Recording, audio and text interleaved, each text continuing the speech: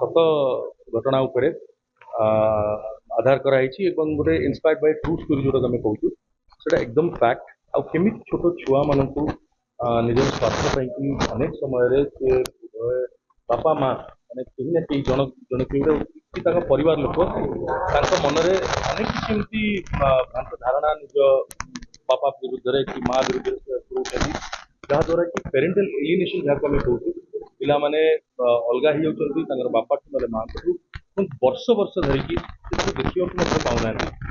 छुआ तो अधिकार उभय बापा माँ थाए से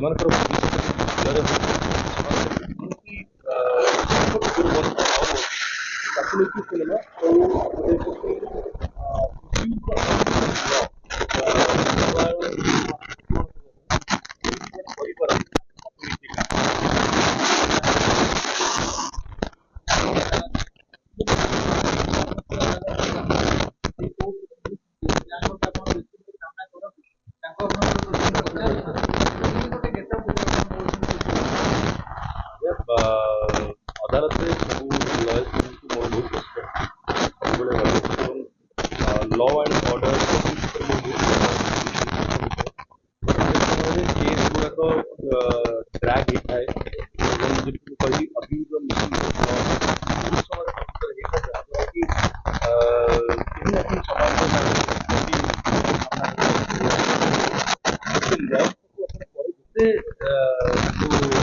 माने निरीह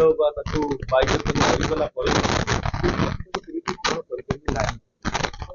बट स्टिल आम समस्त विश्वास भरोसा अच्छी आईन उपर तो ये गोटे चरित्र अभिनय कला बेलू मत बहुत नर्वस फिल होता बट जो एक्सपीरियंस गैदर निजे निश्चय करुँचे सेगुड़ा निहाती किसी मात्रा साहय मत कर बाकी डायरेक्टर मत जमी बतौले से भाया कम कर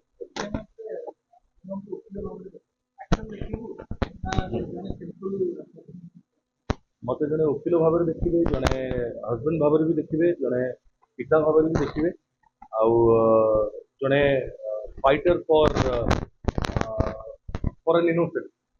फाइट फॉर एन इनोसेंट जो कर गोटे फाइटर से चरित्र में देखिए आउ एक्शन धूम धड़ाका खाली फाइटिंग बॉक्सिंग किक करदे से हुए ना एक्शन ताकू कहुए जदि गोटे लोक तार कमरू कथारू तार कर्म क्षेत्र में जो से संपूर्ण डेडिकेशन काम करती that is also called an action I believe A film गोटे नुआ अनुभव आपने देखा पाइबे आशा और विश्वास आप भल लगे बट नर्वस अच्छी बट आई बिलीव प्रत्येक वर्गर ऑडियंस को फिल्म भल लगे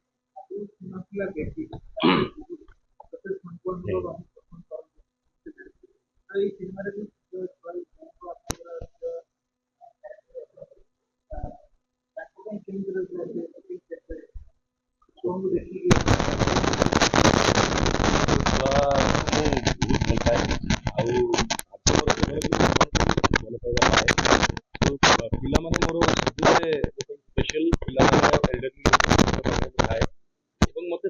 ଛୁଆଙ୍କୁ ଯେତେବେଳେ କଷ୍ଟରେ ଦେଖିବା ତାଙ୍କୁ କାନ୍ଦୁଥିବାର ଦେଖିବା ଜମା ଭଲ ଲାଗେ ନାହିଁ ଆଣ୍ଡ ଆଇ ଡୋଣ୍ଟ ବିଲିଭ୍ ମାନେ ବାପା ମା ଆକଟ କରିବା କଥା ସମସ୍ତେ ବଟ୍ କାହାକୁ ବାଡ଼େଇବା କଥା ନୁହେଁ କାହା ଉପରେ ମାନେ ଯେମିତି ଜୋର ଜବରଦସ୍ତ କୌଣସି ଜିନିଷ ଟେକିଦେବା କଥା ନୁହେଁ ପିଲାମାନଙ୍କୁ ଆମେ ମ୍ୟାଚୁଅର୍ଡ କହୁ ବା ତାଙ୍କୁ ଆଡଲ୍ଟ କହୁଛୁ ଯେତେବେଳେ ସେମାନେ 18 ବର୍ଷ ଉପରେ ହେଉଛନ୍ତି ସେମାନେ ଭୋଟ ଦେବାକୁ ସେତେବେଳେ ଯାଇକି ଯୋଗ୍ୟ ହେଉଛନ୍ତି ଯେତେବେଳେ ତାଙ୍କୁ 18 ବର୍ଷ ହେଉଛି କିନ୍ତୁ ଆମେ ଛୁଆଙ୍କୁ କୋର୍ଟରେ ବି ଆମେ ଆଣୁଛୁ ଏବଂ ତାଙ୍କୁ ପଚାରୁଛୁ ଆମେ ଅନେକ ସମୟରେ कि तुम क्या सागर रहा चाहूँ बापा सागर ना माँ सागर it is such very such a sensitive question and I have seen courts देखी छुआ मैंने जो कांदती आपको गोटे छोटिया एग्जांपल देवी बेसी किसी न कि कुहुड़ी को आप बुझीपारे प्रकृत में कोर्टे जो जाए फैमिली कोर्टे मो मैटर नहीं चलता देखे बहुत पेरेंट्स मैंने आसती बापा माँ आसती मैंने परस्पर सहित लड़ुता विरुद्ध एवं चाइल्ड कस्टडी कथा चला से आहरी जघन्य हो जाए तो गोटे बापाटे मत देखी मुझे सोशल मीडिया पार्लियामेंट जो अनेक थर यू विषय ए प्रसंग को उठी रईट्स विषय कथा रखी तो से जड़े पिता मत आसी देखा देखे अनुभ भाई नमस्कार से नन ओडिया ओडिशा बाहर आसते बट केस पे आसवाक पड़ता कटक कहले कि भाई आपको आम देखीचु वी आर योर फैंस आप बहुत आशा आपको आम बहुत भरोसा अच्छी आप किसी चेंजेस आणवे ମୁଁ ଜାଣିବାକୁ ପାଇଲି କ'ଣ ହେଲା ପଚାରିଲି ଯେତେବେଳେ ଜାଣିଲେ କି ଭାଇ ମୋ ୱାଇଫ୍ ସହିତ ମୋର କେସ୍ ଚାଲିଛି ଆଉ ମୋ ଛୁଆଟିକୁ ମୁଁ ଭେଟିପାରୁନି ଅନେକ ସମୟ ହେଇଗଲାଣି ଅନେକ ବର୍ଷ ହବ। ମୁଁ ତାକୁ ପଚାରିଲି ତାହେଲେ ଆପଣ ଚାହୁଁଛନ୍ତି କ'ଣ? ସେ କହିଲେ ଭାଇ ମୁଁ ମୋର ୱାଇଫ୍କୁ ମୋ ସହିତ ରଖିବାକୁ ଚାହୁଁଛି, ତାଙ୍କର କିଛି ଦୋଷ ନାହିଁ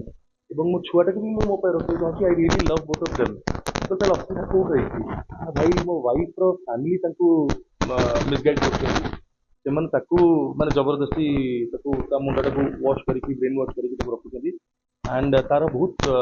ମାନେ କ୍ଷତି ମୋତେ ହେଉଛି, ମୋ ଛୁଆକୁ ବି ହେଉଛି, ମୋ ସ୍ତ୍ରୀକୁ ବି ହେଉଛି। ସୋ ମୁଁ ସେଠୁ ବୁଝିପାରିଲି କି ମାନେ ଯଦି ସ୍ୱାମୀ ଦି ଜଣ ସହିତ ରହିବାକୁ ଚାହୁଁଛନ୍ତି ଲଭିଂ ସୋ ମଚ୍, ସେଠି କ'ଣ ତାହେଲେ ଇସ୍ୟୁ ରହୁଥିବ ରହିବା ପାଇଁ। ବଟ୍ ତାର ଆଉ ଗୋଟେ ଜିନିଷ ହେଲା ସବୁ ତାର ବ୍ୟାଗ୍ ଦେଖେଇଲେ, କହିଲେ କି ଭାଇ ଦେଖିଲେ ବ୍ୟାଗ୍ ଭିତରେ କ'ଣ ଅଛି, କ୍ୟାନ୍ ୟୁ ସେ? ମୁଁ ଦେଖିଲି ବ୍ୟାଗ୍ରେ ଦେଖିଲା ବେଳକୁ କିଛି ତାଙ୍କର ପାଣି ବୋତଲ ହେରିକା ଟିଫିନ୍ ଥିଲା, ବାକି ଗୋଟେ ପ୍ଲାଷ୍ଟିକ୍ର କ୍ରିକେଟ୍ ବ୍ୟାଟ୍ ଥିଲା ଛୋଟିଆ, ଛୋଟ ଛୁଆ ଖେଳିବା ପାଇଁ କ୍ରିକେଟ୍ ବ୍ୟାଟ୍ ଗୋଟେ, ଆଉ ଗୋଟେ ପ୍ଲାଷ୍ଟିକ୍ର ବହୁତ ସଫ୍ଟ ବଲ୍ ଗୋଟେ, ମାନେ ଏକଦମ ହାଲକା ବ୍ୟାଟ୍ ବଲ୍ ଥିଲା ରେ। ମୁଁ କହିଲି ତ ଖେଳନା ଅଛି ଛୁଆଙ୍କର କ୍ରିକେଟ୍ ବ୍ୟାଟ୍ ବଲ୍ ଅଛି? ନା ନୋ ସାର୍, ଆପଣ ମିଛ କହୁଛନ୍ତି, ଆପଣ ଭୁଲ କହୁଛନ୍ତି। What do you mean by this? ସେ ସେଠୁ ମୋତେ କହିଲେ କି ସାର୍ ୟା ଭିତରେ ବମ୍ ଅଛି। ମୁଁ ବୁଝିପାରିଲିନି। ଭାଇ ମୁଁ ଗତ 5-6ଟା ଡେଟ୍ ହେଇଗଲାଣି ମୁଁ କୋଉଠୁ ଆସିଛି ମୋ ଛୁଆକୁ ଟିକେ ଦେଖିବା ପାଇଁ ଆଉ ତାକୁ ଗିଫ୍ଟ ଦେବା ପାଇଁ କି, କିନ୍ତୁ ସେ ଛୁଆର ମାଇଣ୍ଡକୁ ଏମିତି ୱାଶ୍ କରାହେଇଛି, ତାକୁ ମୁଁ ଗିଫ୍ଟ ଦେବାକୁ ସିଏ କହୁଛି ନାଇଁ ଏଥିରେ ବମ୍ ଅଛି ବୋଲି, ତା ଖେଳନା ନୁହେଁ ଗୋଟେ ବମ୍। ସୋ ମାନେ ମୁଁ କହୁଛି ବି ମୋତେ I am getting emotional, very very emotional. I could feel ମାନେ କ'ଣ କଷ୍ଟ ଦେଇକି ଗତି କରୁଥିବେ ଏଭଳିଆ ପିତା ଏଭଳିଆ ମାତା। ତ ସେମାନଙ୍କ ଭଳିଆ ବହୁତ ଲୋକ ଅଛନ୍ତି ଯେଉଁମାନଙ୍କ ସହିତ ମୁଁ ଜଡ଼ିତ ଏବଂ ସେମାନଙ୍କର ରାଇଟ୍ ପାଇଁ ଛୁଆମାନଙ୍କର ଅଧିକାର ପାଇଁ ମୁଁ ଲଢ଼ି ଆସିଛି ଆଣ୍ଡ ସେମାନେ ସମସ୍ତେ ଆମ ସହିତ ଅଛନ୍ତି ଏ ସିନେମା କୁ ସକ୍ସେସଫୁଲ୍ କରିବା ପାଇଁ ଏବଂ ଏ ମେସେଜକୁ ବିଶେଷ କରି ଖାସ୍ କରିକି ଲୋକଙ୍କ ପାଖରେ ପହଞ୍ଚିବା ପାଇଁ। ଏବଂ ଆପଣମାନେ ହେଉଛନ୍ତି ସବୁଠୁ ବଡ଼ ମାଧ୍ୟମ ଆମ ପାଇଁ କି ଏ ମେସେଜ ଲୋକଙ୍କ ପାଖରେ ପହଞ୍ଚି କୌଣସି ଛୁଆ ବାପା ମା କାହାଠୁ କେବେ ଦୂରରେ ନ